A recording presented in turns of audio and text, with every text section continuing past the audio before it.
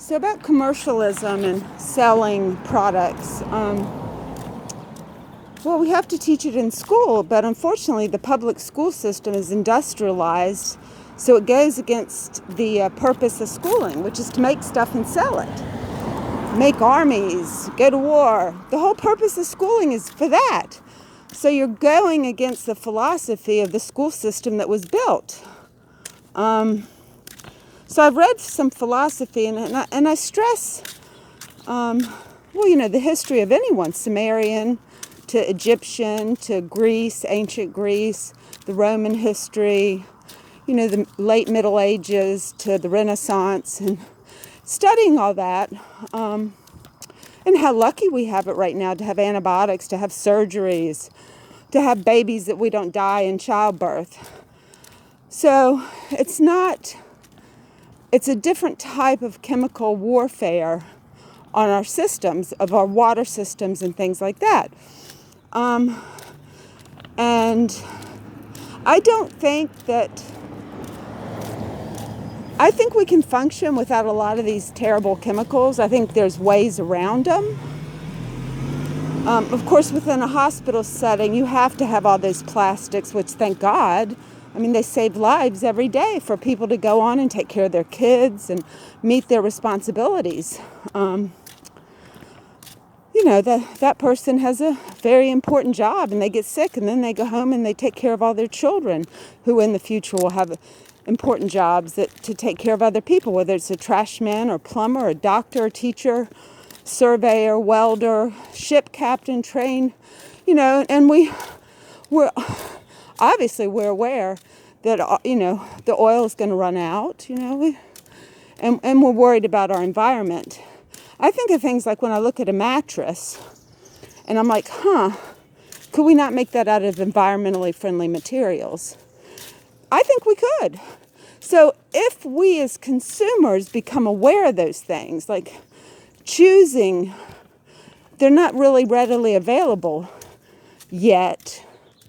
And so you expect people to make good choices when they're not educated in schools. It seems like they're kind of tongue-in-cheek. Oh yeah, we're doing this. But they don't really get you to open your eyes and make good choices. Is there a reason Sir Ken Robinson is not promoted in the general media across this country? I think there is. I do. I think it's politics. I think it's money. Maybe big oil. And I'm not a politician. I don't study money or politics or anything like that. But it really surprises me when I meet people that are educators. I call the head of the Richmond, the head of those. Who is he? They don't know who he is.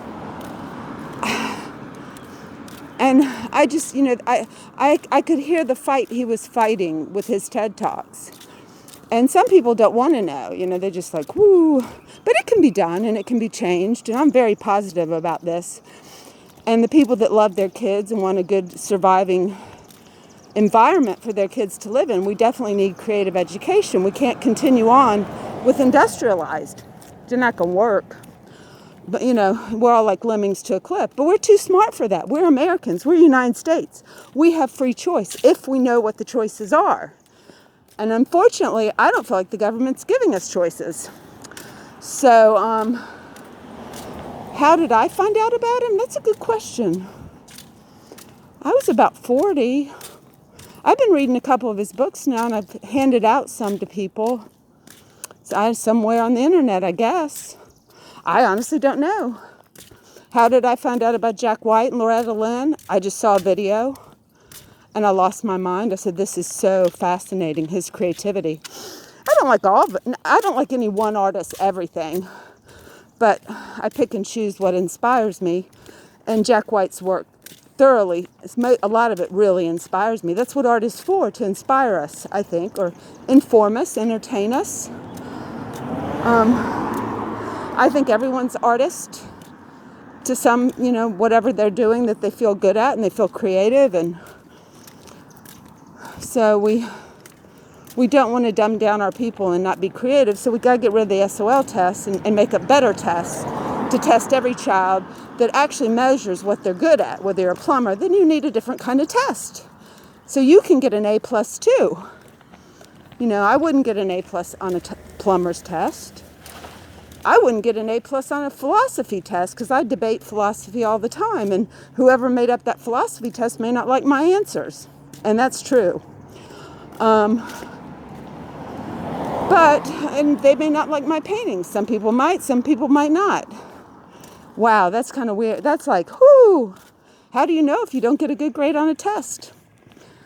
Well, mathematics, you know, it's certain levels you can get good grades, but other levels you're discovering new things. And so no one can really grade you. You just have to prove it. You have to prove that in a dissertation.